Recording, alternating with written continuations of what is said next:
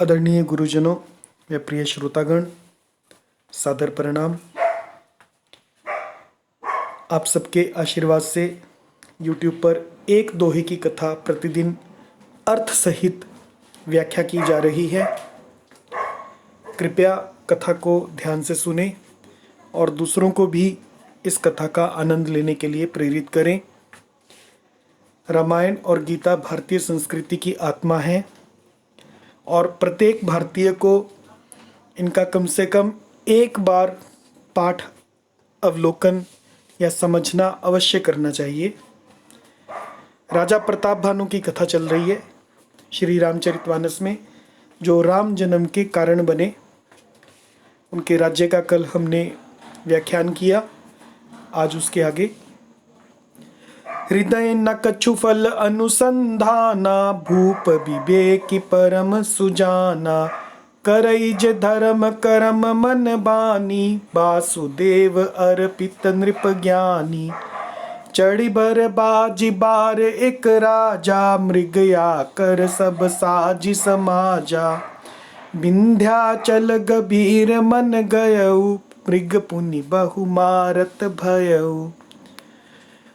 फिरत विपिन नृपदी खबराहु, जनु बन दुरेउ ससहि ग्रसिराहु।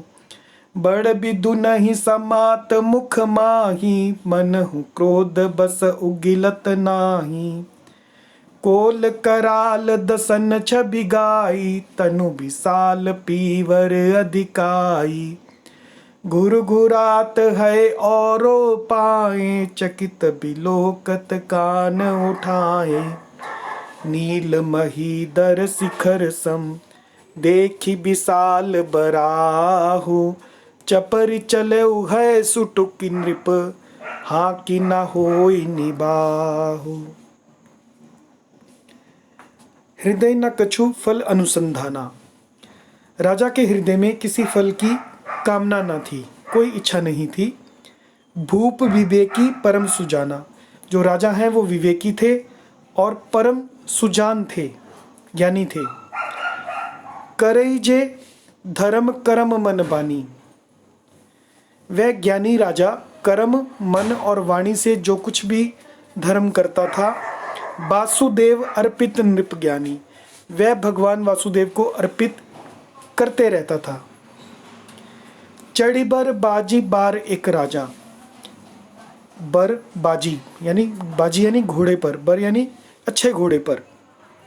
एक अच्छे घोड़े पर सवार होकर एक बार राजा मृगया यानी शिकार करने सब साजी समाजा, सब अपना साजो सामान लेकर शिकार करने गए। विंध्याचल गभीर बन गयो। विंध्याचल के गभीर यानी घने जंगल में गया। मृग पुनीत बहु मारत भयो। और वहां उसने बहुत से उत्तम उत्तम हिरण मारे। फिरत विपिन नृप दीख बराहु। राजा ने वन में फिरते हुए एक वराहु यानी सुअर को देखा।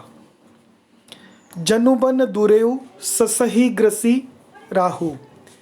दांतों के कारण वह ऐसा दिख पड़ता था मानो चंद्रमा को ग्रसकर मुंह में पकड़कर राहु वन में छिपा हो।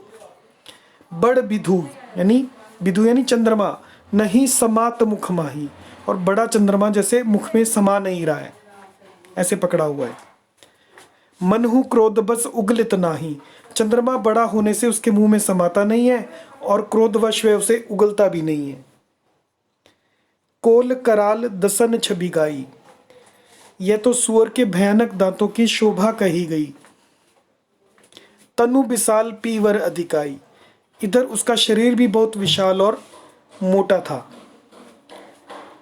घुर घुरात है औरों पाए। घोड़े की आहट पाकर वह घुरघुराता हुआ कान उठाए चौकन्ना होकर देख रहा था। चकित बिलोकत यानी देखना, चकित होकर देखना। और कान उठाकर देख रहा है सुअर। नील महीदर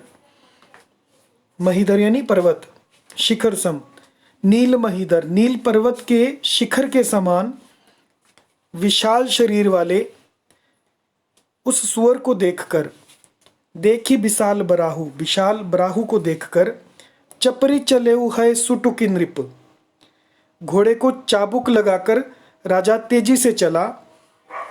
हाँ की न होई निबाहु, और उसने ललकारा सुअर को कि अब तेरा निबाह नहीं हो सकता, यानी तेरा बचाव नहीं हो सकता, यानी शिकार करने के लिए राजा उसके पीछे दौड़ा। जय सिया राम।